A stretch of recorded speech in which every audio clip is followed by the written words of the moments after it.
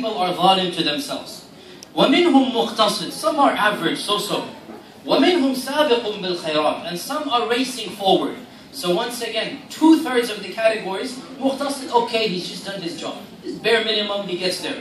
And then sabiq, the one who's winning the race. Even though the majority of people will be in Jahannam, Allah gives 2 categories of the people of Jannah. Why? Because when it comes to the punishments, the fact of the matter is that it's not more of an incentive if the punishments are worse. It's an incentive that it's a punishment, right? When somebody says, if you do this, you're going to go to jail, he doesn't describe which level jail. First security, second security. What is not first security? What is it? First level, what is it? Huh? I wouldn't know these things. That was a local, alright.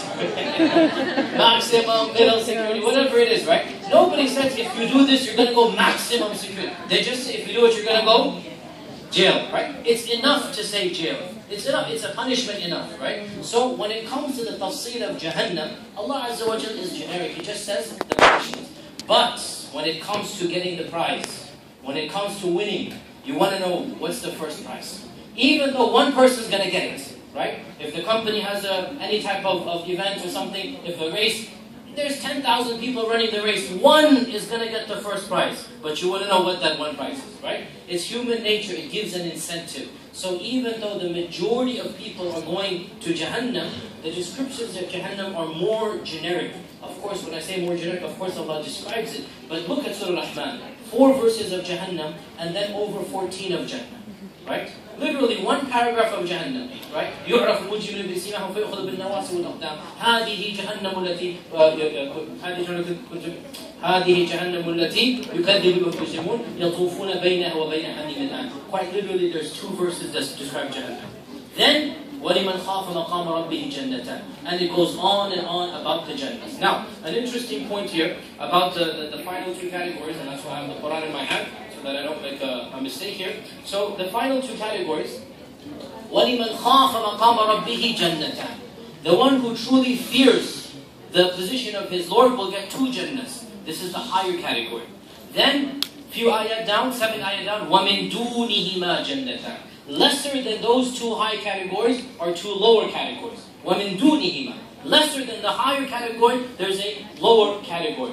And if you look at every single description, it goes in parallel, right? It goes in parallel. And if you memorize this simple trick, inshallah you'll be able to memorize Surah Ar-Rahman without making any mistake, okay? And I'm only going over the last page. Of course, the first pages as well have their tricks. But this entire page, you go over some simple questions. Allah subhanahu wa ta'ala says there are 2 Jannahs for the high category. وَلِمَنْ خَافَ مَقَامَ رَبِّهِ جَنَّتَانِ. Then he says there are 2 Jannahs for the lowest category. The first question, what do these Jannahs look like? The higher category, ذَوَاتَ أَفْنَانِ. Plenty of branches, lots of branches of these Jannah. The lower category, مُدَهَامَّتَانِ. Luscious green in color. So the first question, what is the description of the Jannah? So the higher category has lots of branches. And Allah describes the branches because the branches are the fruits. The lower category, it's luscious green. The foliage is green. The second question that comes to mind is, where do they get the water from? Where does the water come from these Jannah? It's the first question that will come to the mind of, once you say it's a beautiful Jannah, okay, where's the water come? So, Allah Azza wa Jalla describes the water. That, فِيهِمَا عَيْنَانِ تَجْرِيَانِ. The higher category. There's 2 rivers flowing. The lower category, فِيهِمَا عَيْنَانِ نَضَّاخَتَانِ. Two springs that are bubbling. So which one is better? Flowing or bubbling? Flowing. Bubbling is just coming out of the ground. نَضَّاخَتَانِ. The higher level, flowing. تَجْرِيَانِ. Right? So then Allah Azza wa Jalla tells where the water is coming from. The next question in everybody's mind, okay, what's in the garden? What are the fruits in the garden? So the higher category, فِيهِمَا مِن كُلِّ فَاكِهَةٍ زَوْجَانِ. There's no list. Every fruit you can imagine, it's in multiple. Zawjan means there's not just one apple. Here we have Macintosh apple and green apple and this apple and that apple. So every fruit has multiple varieties. مِن كُلِّ فَاكِهَةٍ زَوْجَانِ. In the lower category, there's a list. Anytime you have a list, it's not going to be as variety, right? And the lower list is what? فِيهِمَا فَاكِهَةٌ وَنَخْلٌ وَرُمَّانٌ. It's a list. Okay, there's fakihah, there's types of fruits, there's nakhl, there's pomegranates, dates and pomegranates. Okay, so this is the lower category. Then Allah subhanahu wa ta'ala mentions, now here's the only place where there is a slight switch of order.